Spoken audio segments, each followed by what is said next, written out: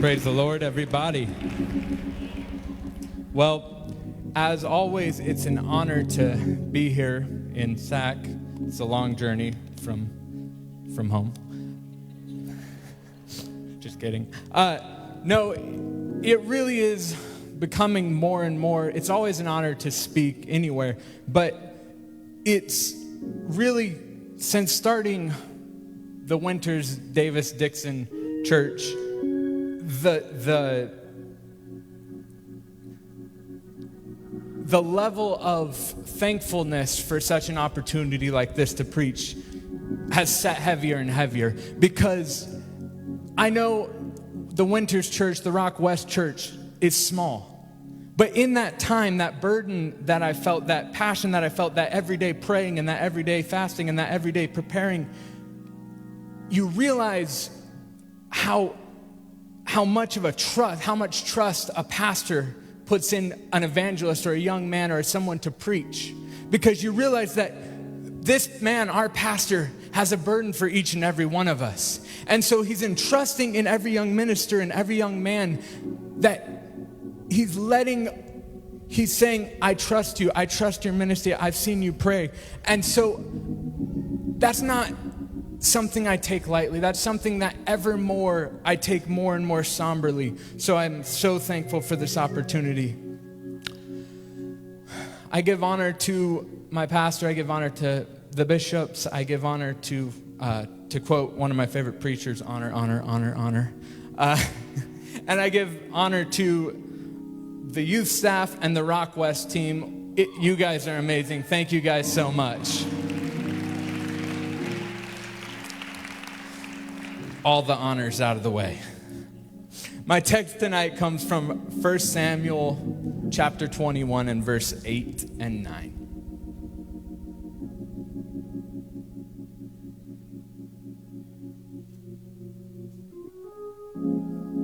9. Say amen when you're there. And David said unto Ahimelech, and is there not here under thine hand spear or sword? For I have neither brought my sword nor my weapons with me, because the king's business require haste. And the priest said, the sword of Goliath the Philistine, whom thou slewest in the valley of Elah, behold, it is here wrapped in a cloth behind the ephod.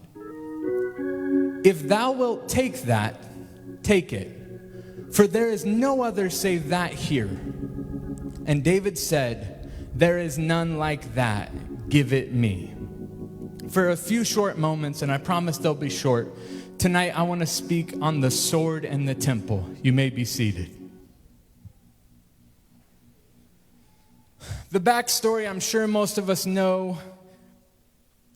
I love preaching about David. I love talking about David, and I'm sure each and every person in this room has some level of familiarity with this story. So I'm not going to belabor the point, but I will do a brief recap. Here, David has been cast out from his home. He's been cast out from his family. He's been forced to leave his loved ones. He's been forced to leave his friends. The king of a nation is trying to kill him, even though he did no wrong. And so he's running. This story really, it reads like a narrative. It reads exciting. It reads like a novel. You're reading of a man who's done no wrong and is running, and there's plots, and the king's trying to get him, and he's figuring out ways to get away. And so that's where this story begins. Here David is fleeing from everything he knows and everything he loves. It's a time of uncertainty. All he has done is what was right. All he has done was live how he was supposed to live. All he has done is be an honorable man of God. All he has done is when God says something to do it. When God orders him, he steps. When God asks, he goes. All he has done is what was right. And yet he's persecuted for it. He does not even have time to get provision. He doesn't have time to grab food. This is a man of war. His profession is music and war. Sounds kind of like our pastor. But his profession is music and war, and he has no time to get a sword nor a harp. he flees without provision. He flees without thinking. He flees in a moment. Here, Ahimelech gives him food and a sword for protection.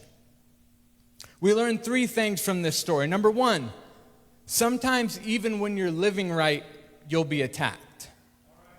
We live in a world where we try and, just like Bishop preached about last Tuesday, that was very, you better have taken notes because you got to work those things. Those are big thoughts for big people, and this church is capable of it, but I had to take a few notes.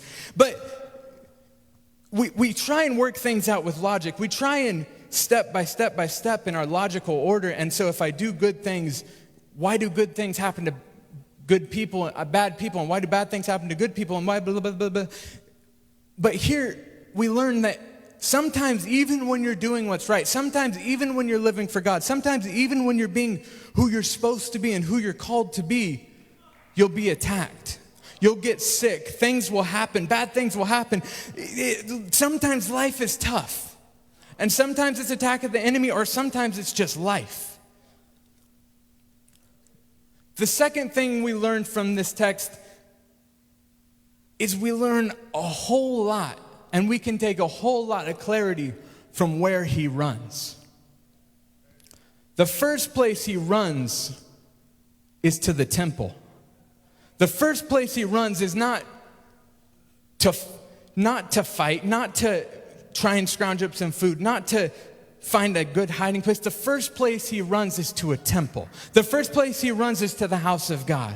When life goes bad, when things turn upside down, the first place we should come is to this room. The first place we should come is to a prayer room. We can't be, oh, I'm sick, I can't go to church tonight. Oh, I have homework, I can't. We can't be afraid to run where the man who made it all lives. This is where we get our nourishment. This is where we get arms for the fight. This is where our power comes from.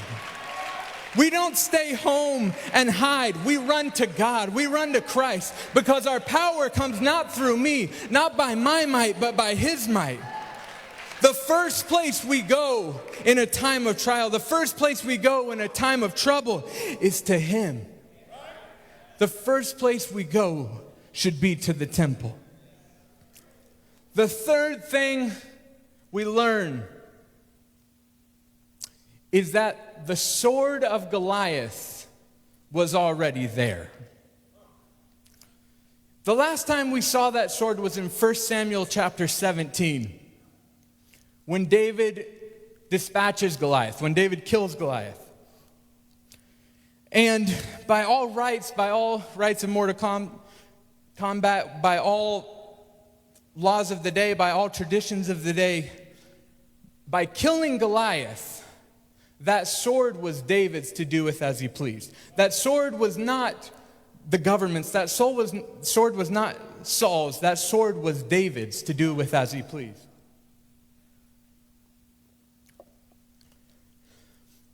Yet, that sword is in the temple. We find that sword in the temple.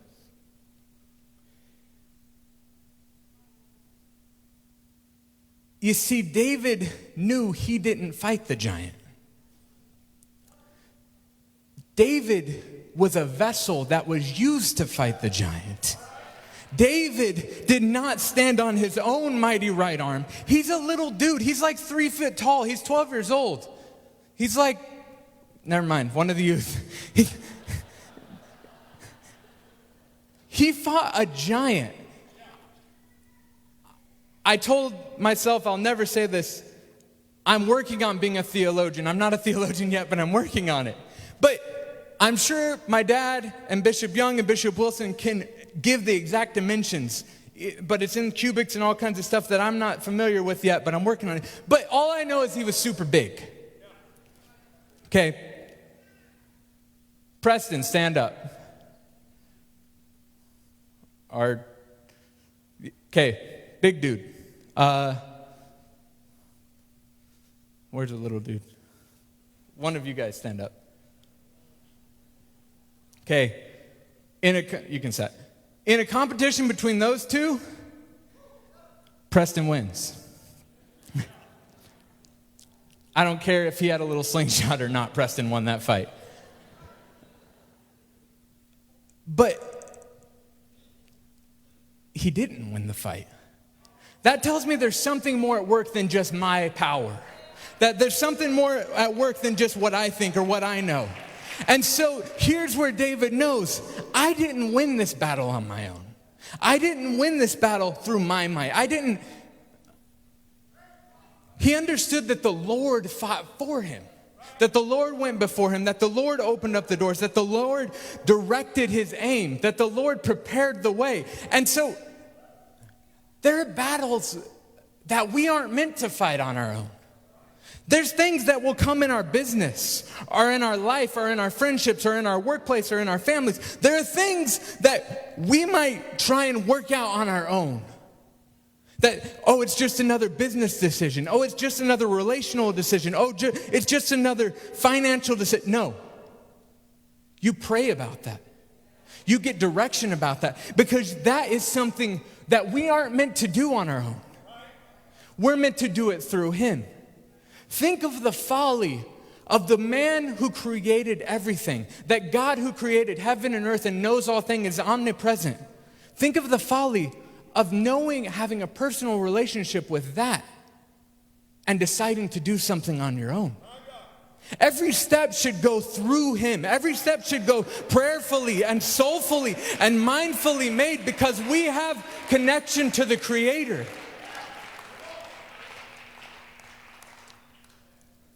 This is why the sword was in the temple.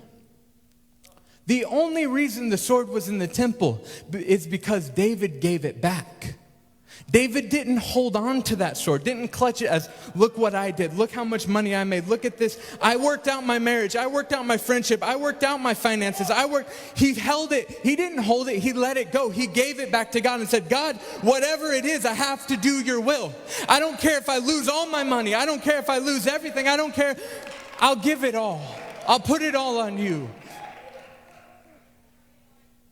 This is why the sword was in the temple. He didn't have to give it back, but he recognized that it was the Lord's, not his. That was why the sword was there when he needed it. If David had not fought that one giant, he wouldn't have been prepared for when an entire nation came against him. When everything came against him at once. One giant's a big deal. But a nation's a lot bigger than one giant. You can't fight a nation with a slingshot. But you can fight a nation with a sword. You can fight a nation with a mighty sword.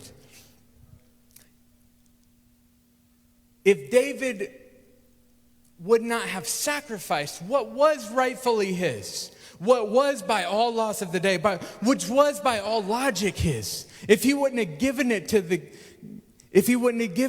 temple, it wouldn't have been there when he truly needed it. You see, there's a lion, there's a bear, and then we think of the giant as the culmination of it all. He fought the lion so he would have faith for the bear, and he fought the bear and lion so he'd have faith for He fought the giant to prepare for the nation. Without that, there's something far bigger than just a giant. Something far bigger than just something he thinks is big. It was that fight, it was that last thing, it was that giving it all to God, putting it all on the throne, giving it back to him, the sword that he won this battle, blah, blah, blah, blah, blah. But by putting it back, he allowed God to use him in a whole new way, which would eventually put him on the throne of a nation.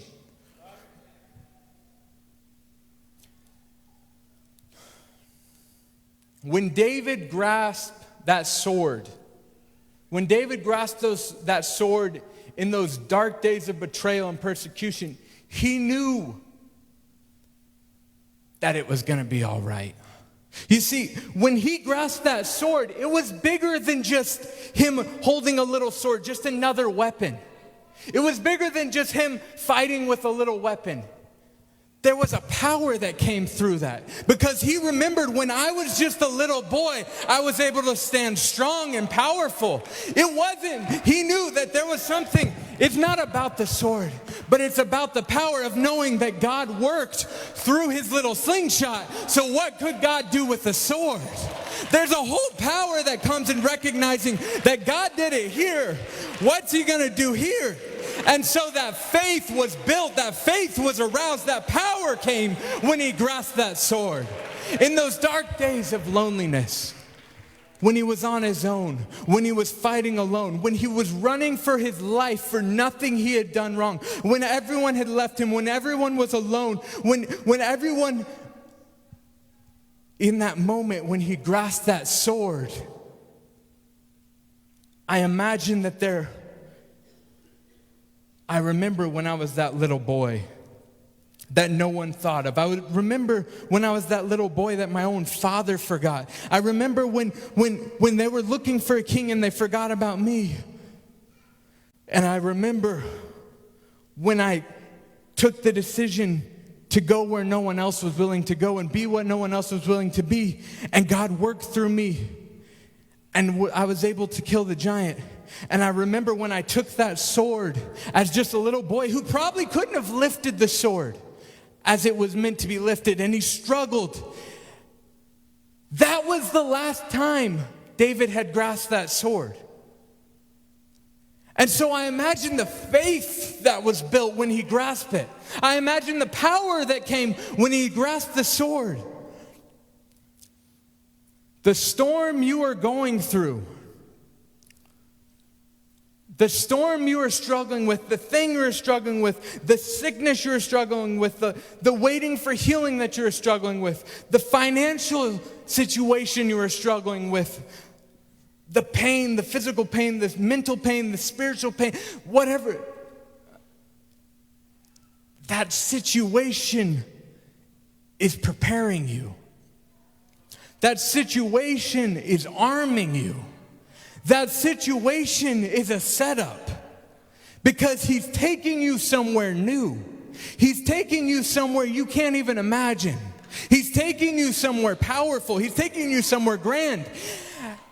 I know it doesn't look like it. I know that sickness seems like it's going to kill you. I know those finances seem like they're going to bury you. I know that paper feels like you can't get through. I know the temptations at school seem like you won't get through living life how you're supposed to. But that's setting you up for something grand. That's setting you up for something powerful. That's setting you up for his calling. That's setting you up for who you're called to be. You can't see it in the moment, but he can see it looking down, that there's a path laid out for you, that there's a goal laid out, that there's power coming. That storm you are going through is nothing but preparation. Nothing but preparation.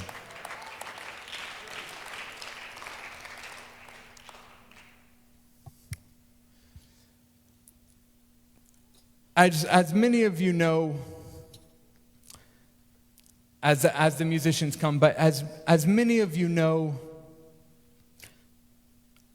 a few months ago, 7 months ago, we started the church in Rock West.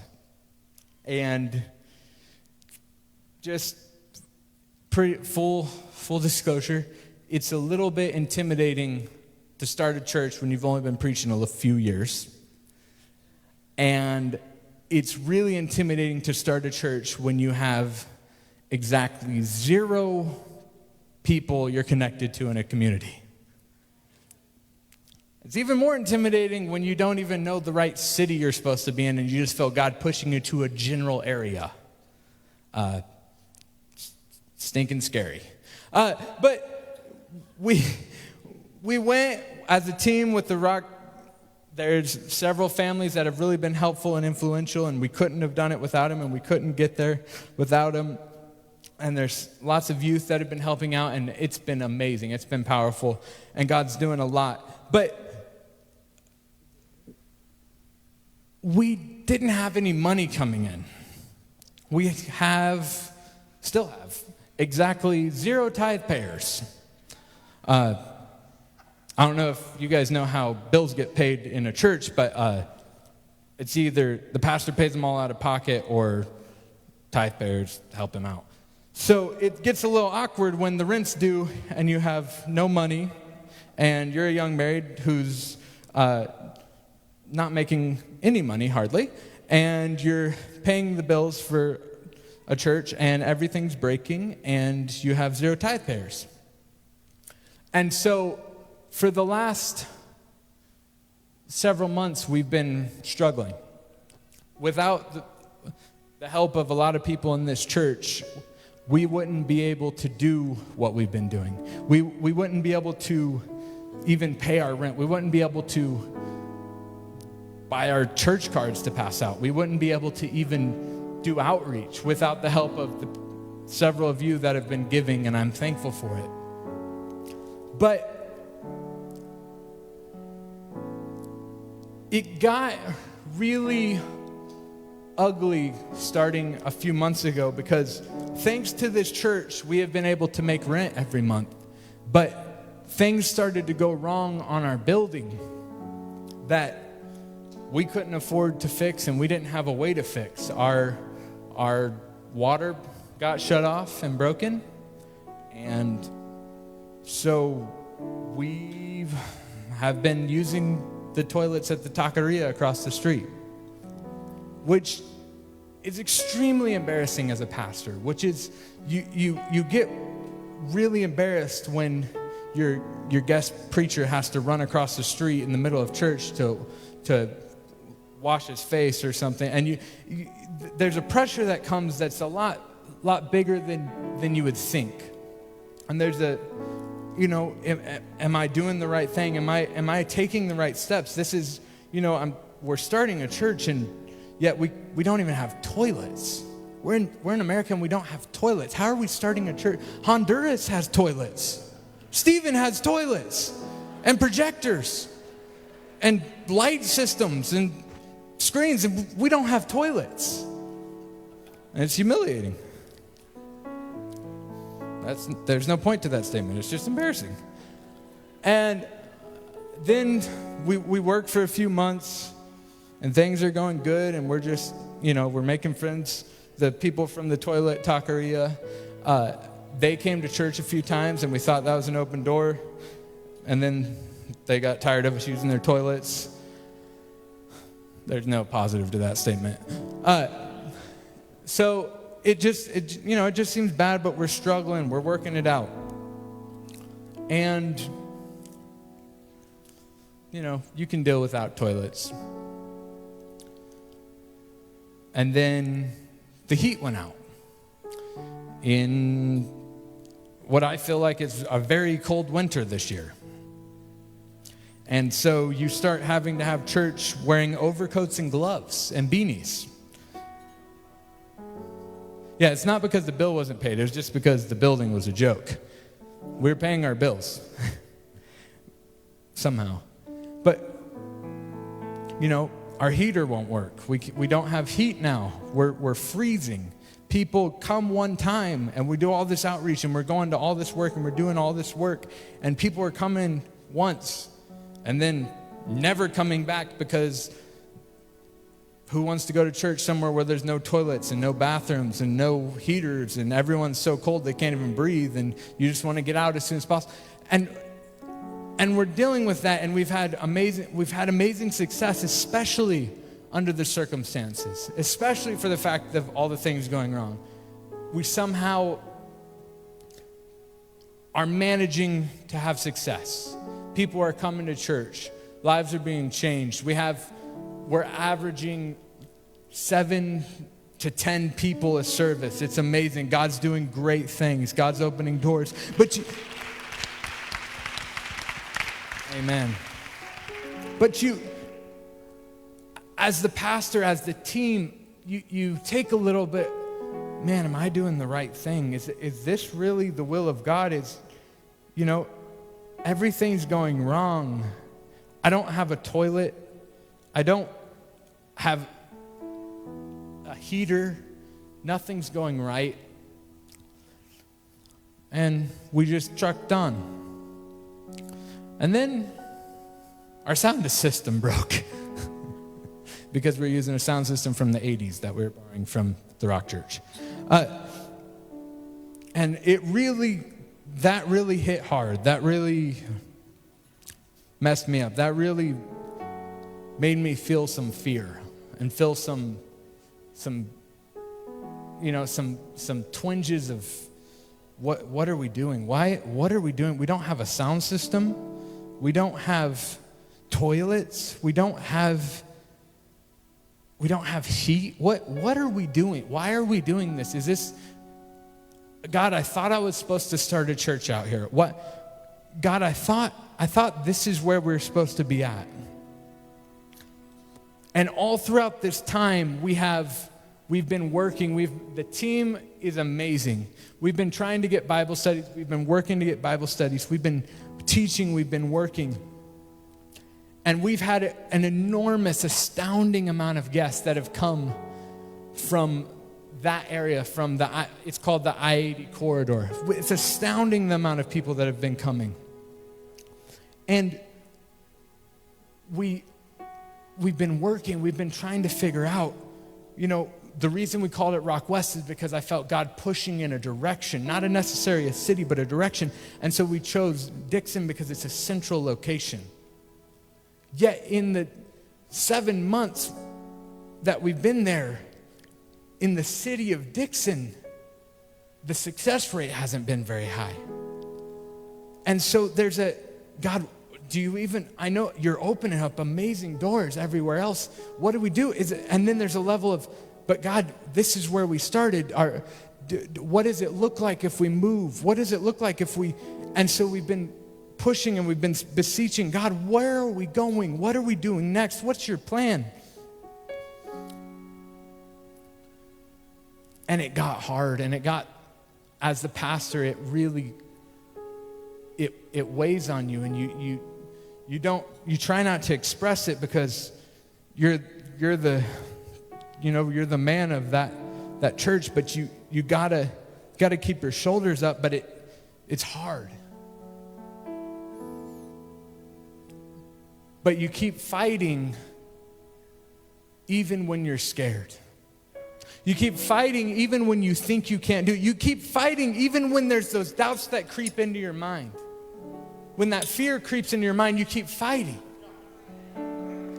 You keep fighting and you keep pushing and you keep going even when you don't know if you can do it. Even if you don't know what is going on and you have no clue what the next step is. You have no clue how to pastor. You have no clue. All you know what to do is to pray. All you know what to do is to be at outreach. All you know what to do is to teach.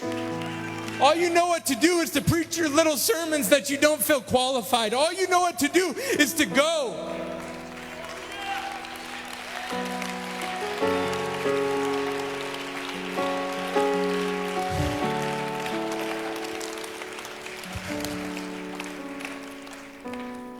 And you keep doing that, and you keep struggling, and you keep pushing, and you keep working, and you keep feeling that feeling.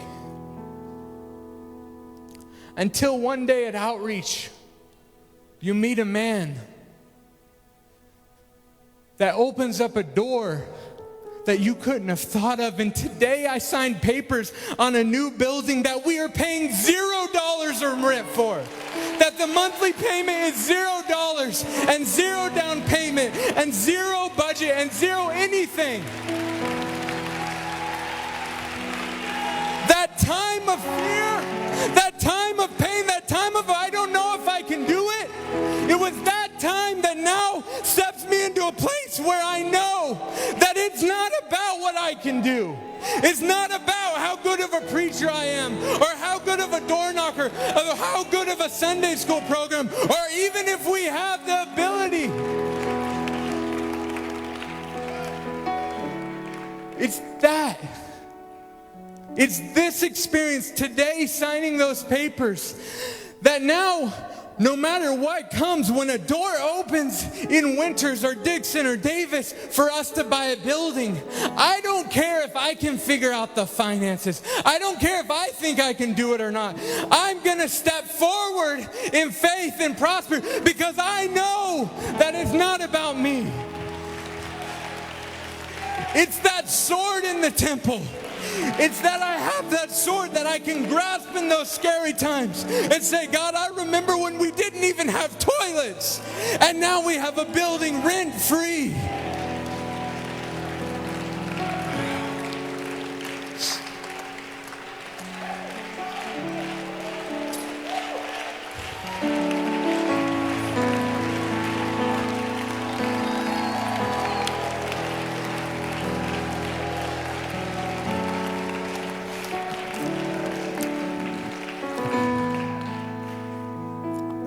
Now, I know this is a Tuesday night, and I know some people are tired, and I know everyone worked hard today, and I know everyone has to go to school or work tomorrow.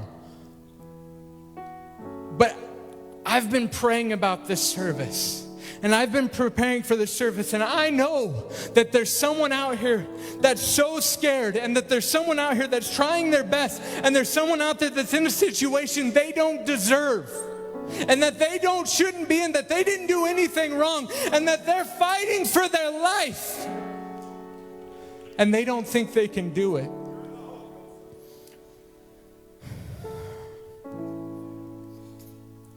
Tonight in an altar, tonight in a moment, you can get clarity. I'm not saying it's going to magically get easier. I'm not saying, David still had to be scared for his life in that moment. When he was fighting that giant, I guarantee he was scared for his life.